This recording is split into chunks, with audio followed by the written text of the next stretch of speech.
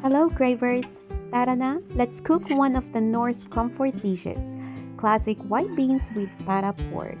Join us here at Craving Kitchen.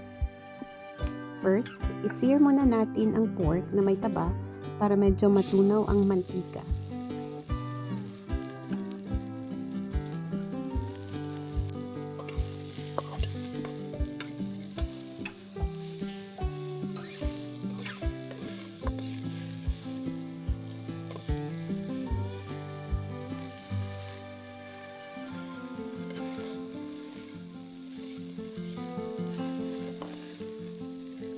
Kapag nicely seared na, igisa na natin ang bawang.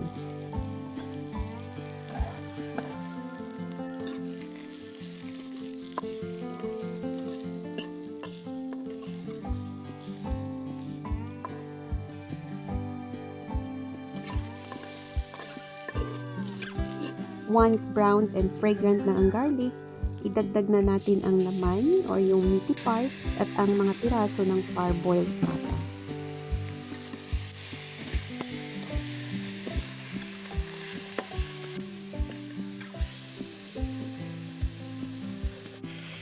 Saute the meat until browned, then add a pinch of salt.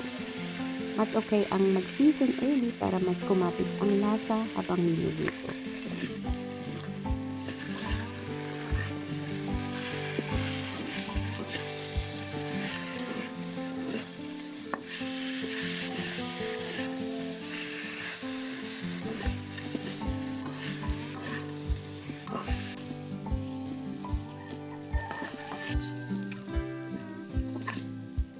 Once sauteed, remove the meat from the pan.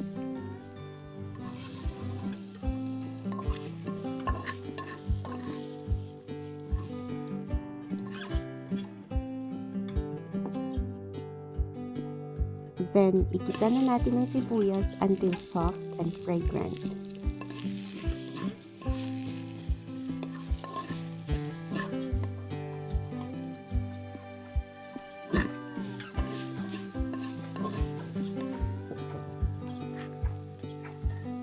Add din tayo ng ilang pirasong fresh tomatoes, chopped.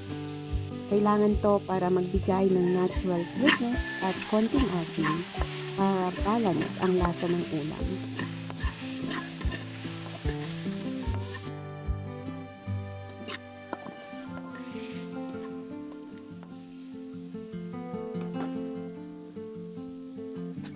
Ibalik ang karne sa pan, then igisa natin kasama ang tomatoes and onions.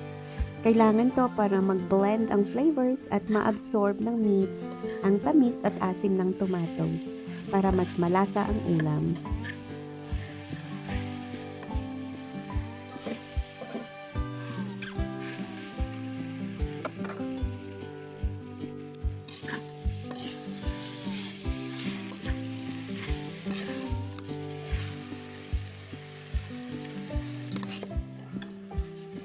Again, tanggalin muna natin ang sauteed meat from the pan.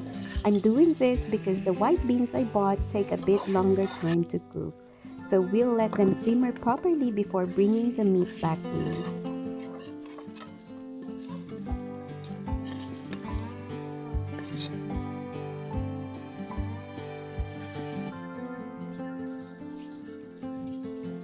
Now, lutuin naman natin ang white beans. Nababad na ito overnight, kaya mas madali na silang maluluto ng maayos at evenly.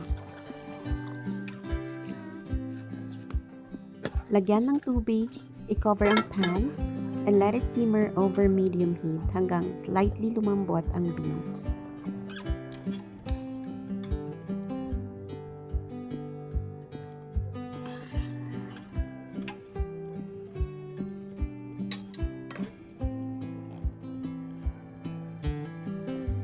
Then, ibalik na natin ang meat and let it simmer together hanggang lumambot.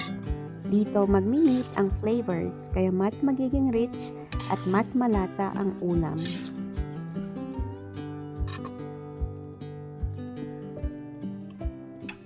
It took me an additional 30 minutes to simmer the white beans and meat together. Cooking time really depends on the type of beans and meat you're using.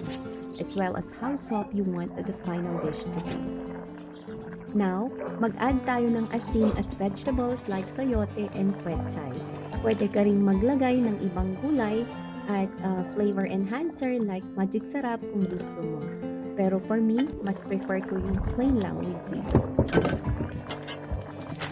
At after 1 hour, luto na nga ang ating ulam.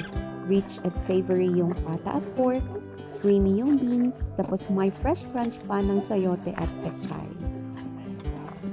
Salamat sa panonood mga ka-cravers. Sana nag-enjoy kayo sa recipe natin today. Subukan nyo rin itong lutuin sa inyong mga bahay. Simple lang pero super sarap at comforting.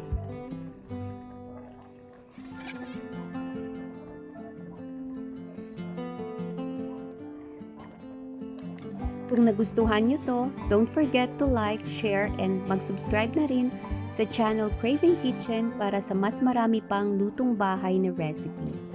Kita-kits sa next video. Happy cooking!